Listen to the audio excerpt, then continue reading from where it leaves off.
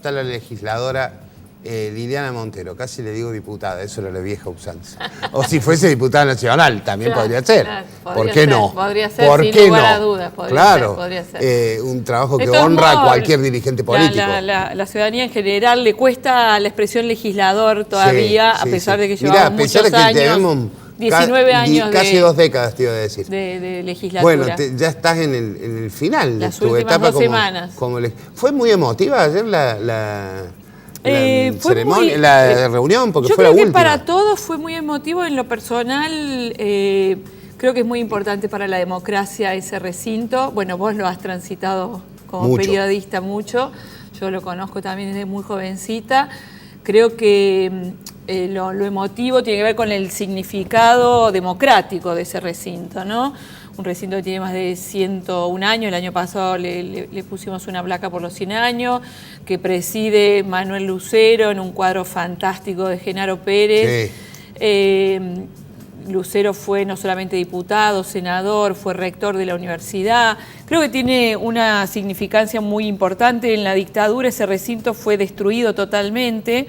A los inicios del año 83, con la vuelta a la democracia, las bancas simbólicamente habían sido arrancadas, ¿no? O sea, una cosa muy fuerte en términos de lo que implicaba la representación popular. Por lo tanto, es un recinto que ha tenido cosas históricas muy fuertes, en donde ha tenido debates espectaculares en muchos ámbitos, y también ha tenido cosas desagradables, ¿no? Leyes sancionadas entre gallos y medianoche. Digo, yo la representación misma de la sociedad. Hechos violentos, que fueron los menos, que quedan, digo, a mi criterio para el análisis. Me tocó cubrir el caso Bodega, por eso. Bueno, que es una. Ayer había una síntesis en la voz que estaba muy bien y yo me acordaba de eso. Sí. Yo también, vos decís que caminaste la legislatura, ¿sabés de qué? Porque vos eras empleada, Liliana, antes de ser legisladora. Y te vas a acordar de un hecho que causó conmoción. Se estaba tratando la ley del Estado Nuevo. Sí. Y justo fue el día de las Torres Gemelas. Hizo así el recinto. Porque empezó a correrse la bola con la noticia y todo el mundo huía despavorido para una tele. Yo me acuerdo que lo vi en ese momento al tema. El diputado, en ese momento era diputado Rodrigo Agrelo, tenía un televisor en su casa, en su despacho, y entonces lo vimos de ahí. Pero eso fue un hecho también extraordinario. Sí, fue un hecho tremendo. Los hechos de Semana Santa fueron tremendos. La legislatura en ese entonces fue de algún modo un lugar de reunión de las fuerzas políticas de Córdoba. Allí se pasaron todos los dirigentes políticos los 3 o 4 días que estuvo el levantamiento militar. Prácticamente vivieron allí esos 4 o 5 días, por lo tanto, bueno, es un recinto cargado de significación histórica, por eso me parece que la emotividad de ayer. Está bien. Vamos a lo nacional. Sí. La lucha por la defensa de los derechos de la mujer es una cosa que te distingue en tu carrera, que has trabajado activamente y trabajás, seguramente lo vas a seguir haciendo activamente. Ayer hubo un episodio confuso en el gobierno nacional con el protocolo del aborto, casi le cuesta la cabeza al ministro de Salud. Ahora a la mañana han salido a rechazarlo. ¿Cómo es y cuál es tu opinión sobre el punto? Ayer nosotras, a pesar de que mucho de esto no se sabe, conformamos muchas dirigentes políticas, espacios transversales, en donde tenemos conversación las dirigentes de los distintos espacios políticos. Por lo tanto, estamos como muy informadas acerca de lo que va pasando, tanto en el ámbito provincial como nacional. El protocolo sacado ayer por el secretario de Salud, esta es la primera cuestión que hay que pensar, ¿no? Que es responsabilidad de este gobierno haber bajado el rango de ministerio a secretaría y que Rubinstein sea el secretario de Salud. Es un dato no menor. Tienes razón, yo le dije ministro, pero es un dato secretario no menor, de Salud. Porque hoy lo que sucedió fue de que un secretario de Salud, que lo único que hace es actualizar el protocolo existente en función de que en los años se han advertido cuáles eran las dificultades de aplicación de ese protocolo. De hecho, el ministro Garabano, que no es santo de mi devoción, esta mañana dijo en alguna declaración es necesario tener claridad respecto de cómo se debe actuar en estas circunstancias. Y lo que Rubinstein había consagrado en esta resolución no era ni más ni menos que aquellas cuestiones que eran grises, no le sumaba nada a lo que ya está vigente y que tiene que ver y tiene que estar claro con la interrupción legal del embarazo en aquellos casos en el que el Código Civil ya lo prevé hace cientos de años, ¿no? Entonces, la verdad que es una tremenda mala noticia que a poco de andar haya salido la ministra Stanley, que es la ministra que está por encima de Rubinstein, por esto hablo de la jerarquía. Y me parece que ha sido bochornoso esta ida y vuelta y la desautorización a alguien que tiene la experticia del área, que es precisamente el secretario de Salud. Además, un sanitarista. Una persona que sabe lo que está hablando. El protocolo era muy puntilloso, esta resolución que había presentado Rubinstein, y la verdad que el gobierno haga este papelón a 2 semanas de dejar el gobierno, a mi criterio, desde el punto de vista técnico, es tremendo, ¿no? Que la ministra salga a desautorizar, y desde el punto de vista político creo que es el signo de un gobierno que se va. Está bien. ¿Esto se puede revisar de alguna manera o ya es materia definitiva? Bueno, habrá que ver cuál es la mecánica que utiliza. Según la información hace 2 minutos, Stanley ratificó que esta resolución iba a ser dada de baja. Por lo tanto, me parece que, si bien conozco fehacientemente el trabajo de muchas dirigentes del radicalismo, entre ellas Brenda Austin, Olga Rita, que tienen un papel, han tenido en estas horas un papel fundamental adentro del bloque de Cambiemos. Bueno, lo cierto es que hay que ver cuánto eso cimbronea el espacio de Cambiemos.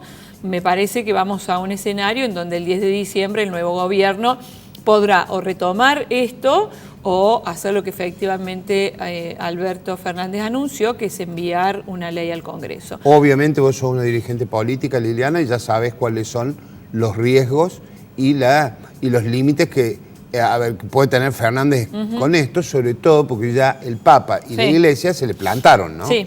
Sí, acá hay que entender, y yo creo que este es el problema de la Argentina, ¿no? De que no podemos discriminar las cuestiones que tienen que ver con las propias convicciones y con qué haría yo como persona ante determinada circunstancia y cuáles son las funciones que tiene el Estado. La cuestión del aborto tiene que ser mirada en materia de salud pública. Este es un problema de salud pública.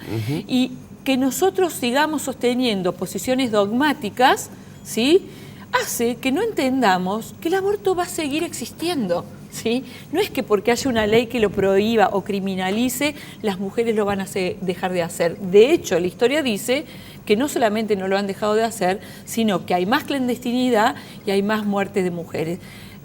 Una ley o el protocolo del aborto legal lo que hace es poner claridad sobre lo que ya está. Y es probable que esa sea una buena medida inicial, digamos, del gobierno.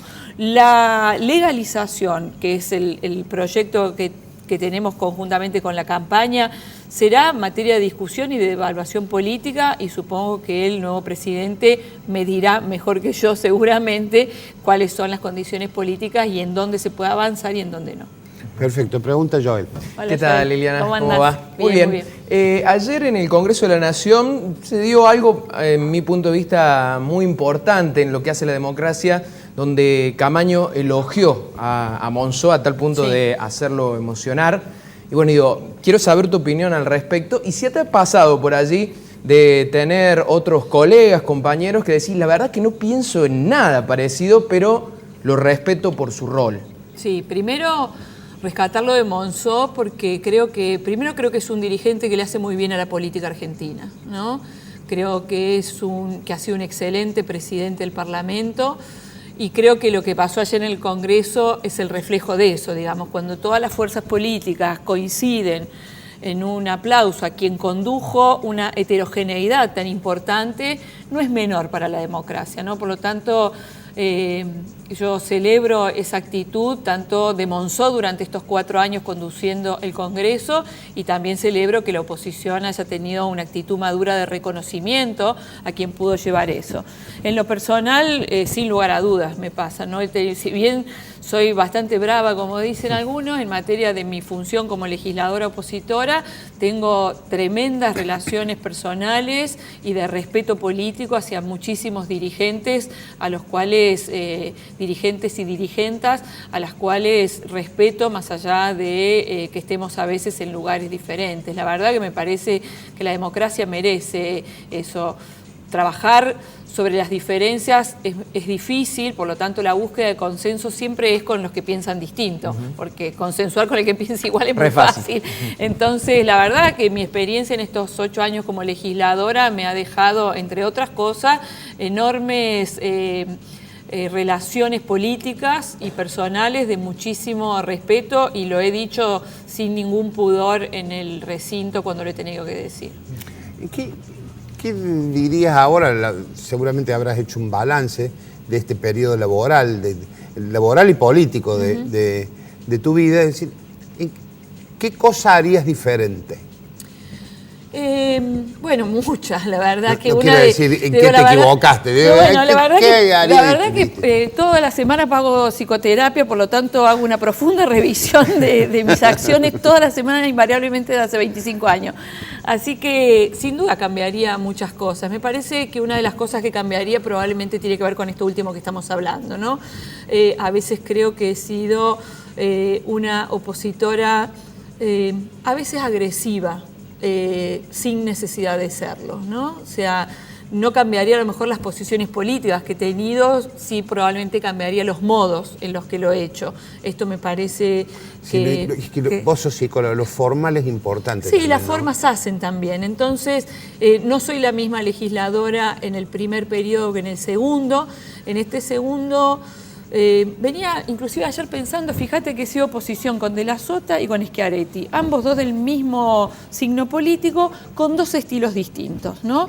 Te diría que en términos de la política pública siento más afinidad, si se quiere, con las políticas que ha definido Schiaretti, ¿tá? En términos políticos, del manejo político, le reconozco la habilidad que tenía De la Sota para manejarse con el resto de la dirigencia política, ¿no? Para el diálogo, a ver, por ponerte claramente, con De la Sota siendo gobernador, la oposición nos sentamos varias veces, con Schiaretti no, digamos. Sin embargo, digo, en estos estilos, bueno, creo que eso. Yo, en lo personal, creo que cambiaría un poco los modos, sobre todo en la primera gestión, en donde he sido muy dura en las formas. También creo que buscaría... Tengo más de 80 proyectos de ley presentados. Me parece que quizás esos modos impidieron poder consensuar con el oficialismo alguna de esas leyes que sin duda hubiesen impactado en una mejor calidad de vida de los cordobeses. Y esta cosa tan fuerte, opositora, a veces impidió el diálogo en leyes que hubiesen sido importantes. Liliana, ¿Odebrecht es una causa perdida? Bueno, en términos de la justicia argentina creo que sí, ¿sí?